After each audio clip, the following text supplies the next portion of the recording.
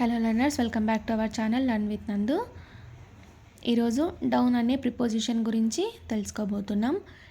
ఈ డౌన్ అనేది ఎక్కడెక్కడ యూజ్ చేస్తారు అని అంటే, నిచ్చెన కిందకి దిగు, లేకుంటే సెల్యులార్లో స్టెప్స్ ఉంటాయి కదా, వాటిని డౌన్ స్టేర్స్ అంటారు.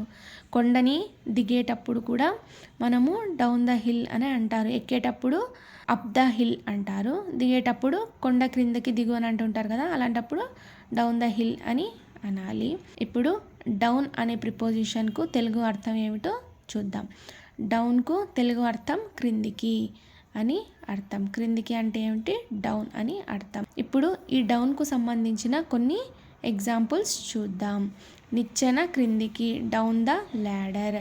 నిచ్చెన దిగు అంటుంటారు కదా, అలాంటప్పుడు ఈ ప్రిపోజిషన్ యూజ్ అవుతుంది, ఈ సెంటెన్స్ యూజ్ అవుతుంది.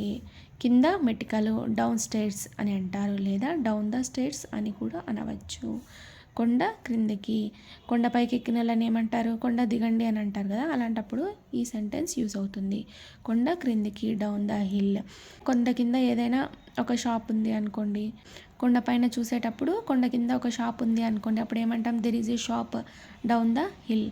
కొండ కింద ఒక షాప్ ఉంది అని అర్థం వస్తుంది. అలాంటప్పుడు ఈ డౌన్ అనే ప్రిపోజిషన్ యూజ్ అవుతుంది. జారుడు క్రిందకి, డౌన్ ద స్లైడ్. చెట్టు క్రింద నుండి, క్లైంబింగ్ డౌన్ ద ట్రీ.